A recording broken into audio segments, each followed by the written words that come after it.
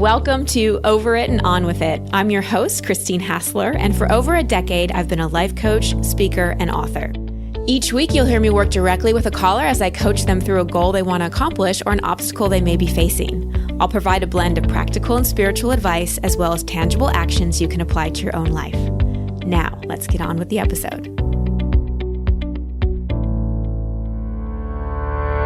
Welcome back, everybody, to another episode. Really excited for today's episode because at the end, I'm going to actually take you through a meditation. So be sure to stick around for that. And I'm just loving your comments, your feedback about topics you want me to talk about, questions you want me to answer, and so grateful for the awesome reviews and ratings and subscriptions. I have to tell you, that helps so much. So if you're enjoying the show and you haven't subscribed and you haven't submitted a review, please do. It really, really helps rank the show and get the show out there. So I appreciate you taking the maybe like a minute it takes to do that.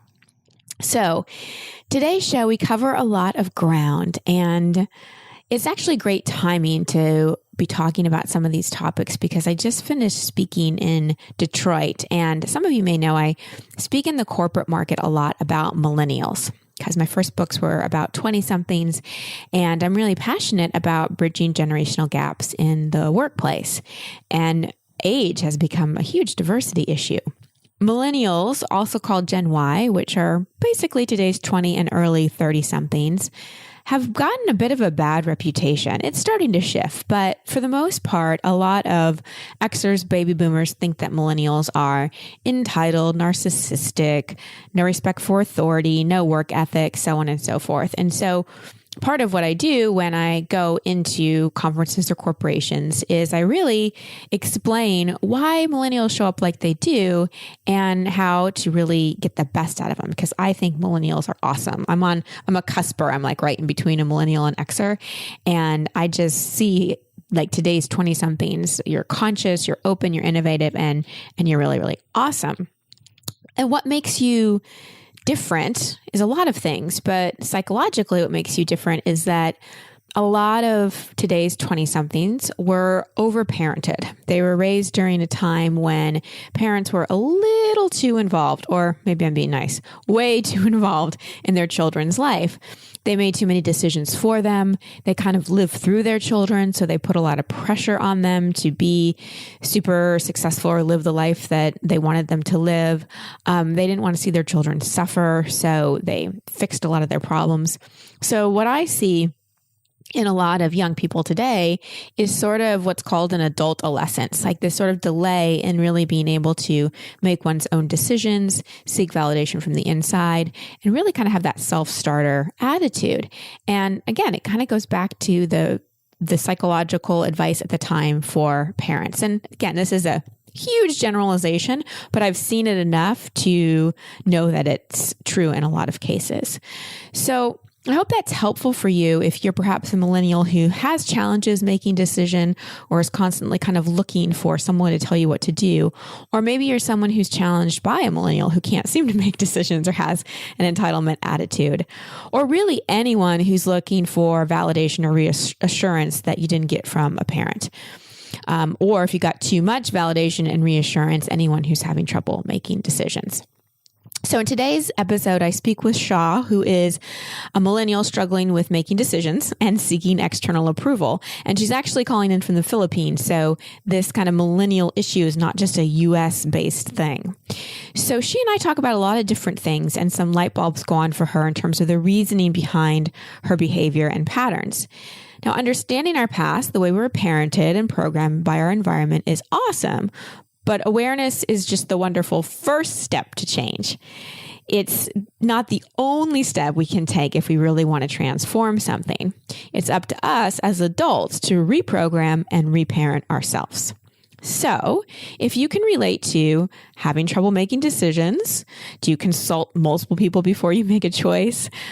If you can relate to maybe not being so great at discipline and routines or keeping your word with yourself, then you'll really resonate with this call. Another thing we'll discuss in today's call is anxiety and having a mind that just won't be quiet. So if you have a bit of a monkey mind and you may try to do yoga and meditate, but even when you're doing those things, the mind just goes and goes and goes and goes. And you know being in the present moment is important, but you just don't seem to spend much time there, then stick around for the meditation at the end. It's a special treat where I guide you through how to really be present and relieve yourself of anxiety. And now on to today's session with Sha.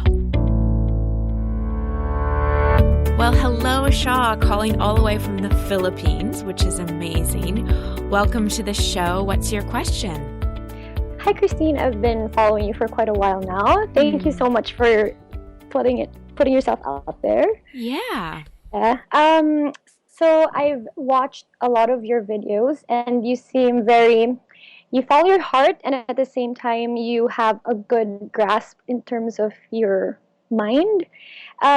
Discernment is very difficult for me because I understand emotions when it's just it's all fleeting. I understand that, but I can't seem to. It's very, very hard for me to make decisions, even if it takes.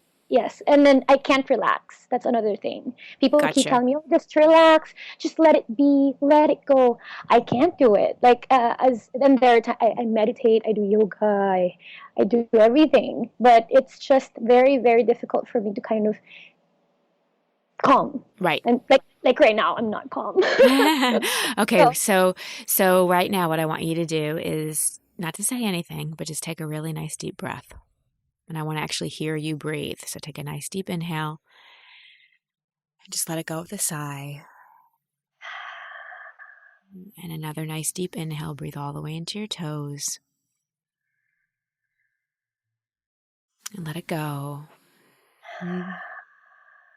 And just bring yourself fully into the present moment. And I really understand that being in the present moment is sometimes challenging.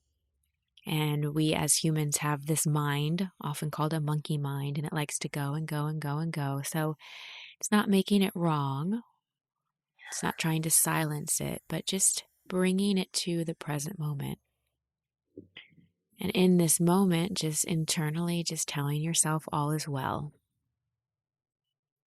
Okay. So know that anxiety cannot exist unless we're thinking about something that hasn't yet happened. So whenever we're in the present moment, it's impossible to feel anxious. So, you have patterning of nervousness, of anxiety, of all those things, but it's not who you are. So just really practice when you notice your mind wandering off, running off, just bring your hand to your heart, take a deep breath, and tell yourself, be here now. And it takes a lot of practice because, you've spent a lot of years living one way. So it takes that consistent practice. And knowing that as humans, it's really hard to be present all the time, but we want to try to be present as much as possible. So that's the first thing, just really practicing and also not getting frustrated with yourself. I hear you do yoga, I hear you do meditation, and that's all wonderful that you're finding ways to support yourself. So just keep going and don't expect to be the Buddha right away. Don't expect to be somewhere you're not. Just really honor where you are. The biggest obstacle to change is not accepting where we are. And there's a reason your mind has been so busy and there's probably ways in which it's served you. So that's the first thing I'll say. In terms of making decisions, did you have parents who made a lot of choices for you? Yes, my mother. No, well, I was independent when I was a kid. She was very absent, but at the same time, I was dependent on their, I think, validation in retrospect, as all kids are, but maybe heavily so with me because I was the only child, and we were the second family, etc., etc. So I was very adamant to be seen. Yes, like it's important to be like a peacock. I'm peacocking all the time. So I don't know. I'm trying to discern whether it's my real self or it's the scared little child. It's very hard to discern all these things in my mind, like which one's the real me. Yeah. Well, once again, I acknowledge your level of awareness. And I would say if you're peacocking, that's not your real self. Because Okay. when we're in that, there's no, there's intention behind peacocking, right? It's like, hey, look at me. Whereas when we're just being our authentic self, we're just shining our light. We're just being in our Right. gifts and shining our light. And this is just all about, getting validation and being seen. So it's two things. Number one, not seeing yourself. You're looking for someone else to see you and be like, you're awesome, you're amazing. And the person that really needs to be saying that and believing it is you. So that's the first thing. And the second thing is, the combination of feeling a little almost neglected by parents, but then also seeking their approval. And then later having, you said your mom kind of be overly involved in decision making means you missed out on a very sort of natural part of development, actually two parts of development. Okay. There's something psychologically that happens to us as a child when we have parents who are around and who are there that makes us feel safe and secure. So we have that sort of innate safety and security. So you don't have that, which is why it's really hard for you to be in the present moment. The second thing developmentally is it sounds like, especially as you got older, you weren't really encouraged to make your own decisions and you didn't have a lot of autonomy during a time in your life where it's really important. Like our teenage years, our adolescent years, it's really important not to have someone making all our decisions for us. So I share this with you because I just really want you to have compassion for yourself and understand, hey, I missed out on two kind of very fundamental developmental stages. So even though yoga and meditation and all those things are great, what's really going to serve you most here is if you really reparent yourself and you give yourself those developmental phases that you didn't have, that you really create that internal safety and security, and also that you take actions to support autonomy and decision making. So there's two suggestions I would have. Number one, well, let me ask you a question. How are you at discipline and routines? Yeah. Oh my God. Yeah. Yeah. There you go. There you go. There you go. Okay. Your honesty is awesome. I love it. So the first part in establishing that sense of safety and security is you've got to start keeping your word with yourself. So if you say, I'm going to meditate at, 7 a.m. or I'm going to do this class at this time, or I'm going to go to this meeting from this time to this time. See, part of what creates safety and security for children is routine. Right. And so I would highly encourage you to put some routines in your life. So do you have any ideas as what kind of routines you could put in your life? I'm vehemently shaking my head right now. But I want to do I tried meditating in the morning, but that's just an excuse for me to stay in bed longer sometimes. So maybe I would like to work out, maybe do yoga, like something, a physical activity, and write something. Okay, great. Okay, great. So what you want to do is you want to commit to a regular time or a regular class. Like on Tuesday, Thursday, and Saturday, I go to this 9 a.m. yoga class. And on, the other days, I meditate from 9 to 9:30 or whatever it is. So I want you to write out a routine for yourself. And I'd like you to have something every day in the morning and something every day in the evening. And really keep your word with yourself and show up for yourself and create this routine for yourself. So you start to trust yourself and you start to feel a sense of safety and security. Does this make sense? Yes, it makes so much sense because before you called me, I was thinking I was supposed to do my daily blog, which I started just the other day, and I didn't get to do it because I was sleepy, I'm sick, etc. And I was thinking I'm not showing up for myself again, but instead I prioritized everyone else around me. And instead of doing what I said I would do every day, no matter how I felt, I didn't do it. Right. So you're right. You got it. Yep. And that doing for everyone else just reinforces this need for validation you're looking for outside yourself, So it's like the more you validate inside of you, the less you'll do that. So in addition to the morning and evening practices, I'd also set up some kind of writing routine. And just like you showed up for this call, because you had an agreement with me, you need to have that level of integrity with yourself. It's so, so, so important. How old are you now? I'm 26 now. Okay, perfect. So this is wonderful timing to get all this in place. And about the decision-making thing. So the putting these foundations in place and the disciplines in place will help with the safety and security. And the next level of self-trust is just to start making decisions. One thing that when I used to go and speak at colleges, I still do sometimes, but not very much. But when I did, one thing that I would encourage all the college students to do is take what I call a solo decision-making pledge, because I realize so many young people can't make decisions. They consult 45 people before they make a choice. Exactly. And so what you do is you agree for 2 weeks to make every decision you are faced with, unless it's like a big thing that affects other people, you kind of know when you need to consult someone. But every decision you're faced with, from what to wear to what to order to, whether or not to go to some party or whatever it is, totally on your own without consulting anybody else. Right. Okay, got it. Because I usually just do what I initially want anyway. I will ask like the guard downstairs or my mom, whoever passes by, the guy who sells me bread. But then I already have this decision inside me. I'll do it anyway. But then I would run through everybody else's comments and opinions and say, oh, maybe this, maybe that. It just, I think, reinforces that I don't trust myself or my decision making. And yeah, so even if there's a positive outcome, it just felt like it doesn't feel as authentic. I don't know. It's not as strong because I asked so many people before I made that decision. Right.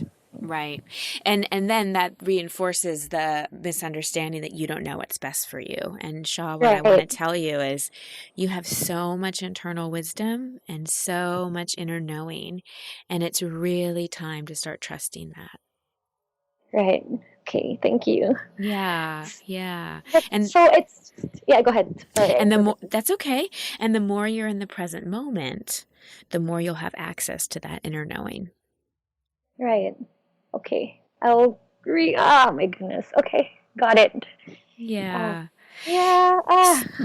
So how's your anxiety level now? I'm a lot calmer because I'm just focusing on what you're saying and just taking into account everything. I'm trying to absorb everything. Right. And also just keep in mind, it's sort of like when we have a weird physical symptom. Like, let's say, like, I kept feeling like I had something in my eye and I didn't know what it is and it wasn't coming out. And then finally I was worried that like something was really wrong with my eye. So I go to the eye doctor and he tells me, oh, you just have a little scratch. It's going to feel like something's in your eye, but it's a scratch. It'll heal. No damage to your eye. You're going to be fine. I'd be like, oh, okay, I can get it. And it'd be easier to deal with the scratch because I'd know the source of it. So I'm using this as a metaphor because what I told you about the stages you missed out developmentally, I want that to come as a relief.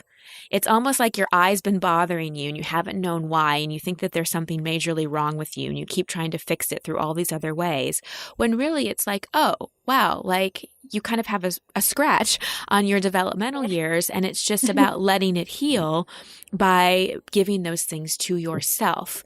So it's like you have sort of a diagnosis now, and I don't want you to orient to it like, oh, wow, there's something wrong with me. I'm really messed up. I really want you to look at it like, oh, wow, of course I'm like this. This makes total sense. And now that I have this information, I can take action steps to heal it so things can shift. So I want this to come as a relief and as an encouragement so that you really feel empowered. Right. I feel the clarity is comforting. Wonderful. Yes, Wonderful. Thank you so much. Oh, you're so welcome. Well, I acknowledge your awareness. I acknowledge your willingness. And again, stick to these routines and making these decisions, because that's really the behavioral actions are really what are going to support the mental awareness. Okay, I got it. I just really appreciated Sha's enthusiasm and her coachability. And that's one of the many things I find refreshing about millennials is they're very coachable. I adore working with people of all ages, from 20 to 80. And there's something really sweet about working with young people. So if you are the parent of one, or perhaps you manage one or work with one, be a coach, not just a manager or a supervisor. Really talk to them, ask them questions, give them feedback, and you'll find that they're very loyal and very coachable. And I find just a joy to work with. Most people that work with me on Team Christine are millennials, and I just love it. All right, so now moving on to some takeaways and assignments from Sha. First, remember that awareness is not enough. You need to put actions into place to create new programming. So one of the assignments that I'll share with you is about validation. What we want to hear most from others, we want to hear from ourselves first. So if you're someone that's a bit of an approval seeker and you're looking for someone to tell you what to do or what's amazing about you, write a list of everything you want to hear from someone else. It can be a certain person, or it can be a group of people, or just in general. What do you want to hear? What do you want to be told? And then start saying that to yourself. I will repeat, what we most want to hear from others, we want to hear from ourselves. So stop outsourcing validation and start insourcing it by saying it to yourself. Next, I'm going to invite you to take something called the solo decision-making challenge, especially if you're someone who has difficulty making decisions. Like, you consult 5 to 10 people before you make a choice, even on something to wear. How often do you take a selfie of yourself in the mirror because you don't know what top or shoes to wear? So that's okay to do from time to time, but we want to be able to make choices by ourselves. Especially the bigger choices in life. We have to trust our own intuition more than anyone else. The solo decision-making challenge is something I developed when I was working a lot with college students. And so many of them have trouble making decisions. So it's a course where you pledge every day for 2 weeks to make every decision you're faced with on your own. And I take you through several exercises, and you'll find the link to this in the show notes. And if you're someone who has trouble making decisions, get this and do this so that you can start trusting your own discernment. Next assignment is to create a routine for yourself. Something in the morning and something at night is a good idea. Calendaring things and keeping appointments with yourself, just like you'd show up if you scheduled a session with me, is critical for self-trust. And self-trust is key for really being able to move forward with confidence. And finally, start a meditation practice. Even if it's just for a minute in the morning, what can you do to really support your mind and support being in the present moment? And I'll teach more about meditation in upcoming episodes. What I want to say to you right now is, just because you're thinking during meditation doesn't mean you're doing it wrong. So many people have the misunderstanding that they have to be, drifting off into the clouds and hearing nothing and be totally still and have a quiet mind when you're meditating. No, it's great if that happens, but meditation is really the practice of calming the mind and bringing it to the present moment. So you have thoughts, but you don't attach to the thoughts. So in closing today, I'd like to guide you through meditation. If you've never meditated before, this is as good a time as any to start. And if you've meditated for a while, I hope you enjoy this present scene meditation. Obviously, don't do this if you're listening while driving or on the elliptical at the gym or any place where closing your eyes probably isn't a good idea. You can save it for later. But if you are in a place where you can get comfortable and close your eyes, I invite you to do that now. Take a nice deep breath. And let it go. Another nice deep breath. And let it go. And as you're breathing, just notice your breath. Feel each inhale. Feel each exhale. Feel and notice the breath moving through your body. And as you're breathing, deepen the breath. So notice if your breath stops at your throat or your chest. And imagine breathing all the way into your toes instead. So breath is really long.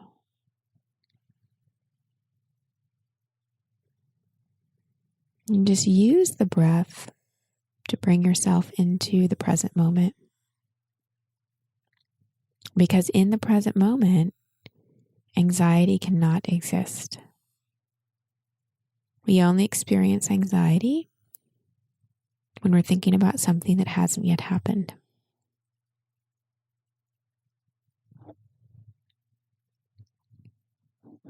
So if you're in the present moment,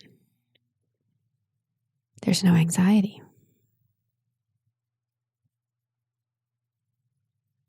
So continue presencing yourself with your breath.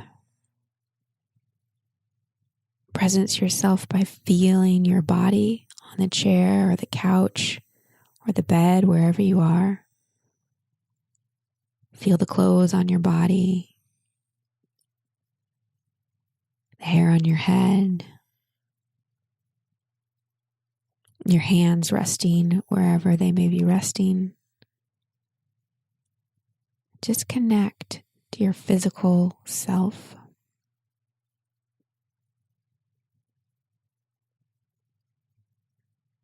Being right here, right now, in this moment. Knowing all is well. Nothing to do, nowhere to go, nothing to figure out.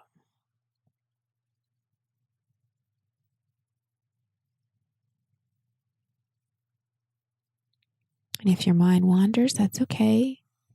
It's what the mind does. Just bring yourself back to your breath. Acknowledging the thought. Oh, there's a thought. And then just letting it drift on by like a cloud.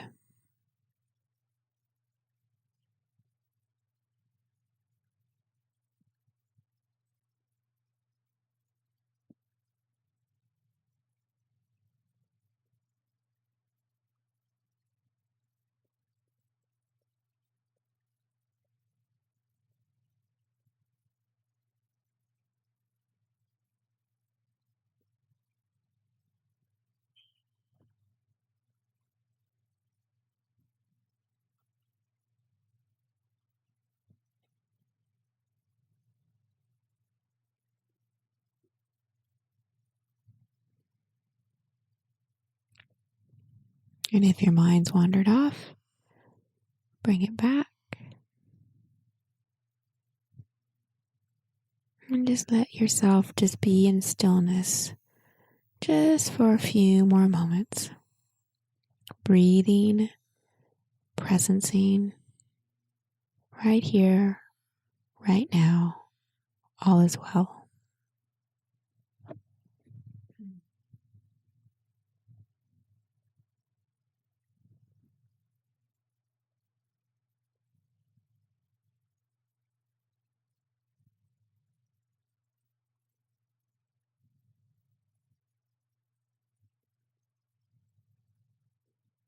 Take a nice deep inhale.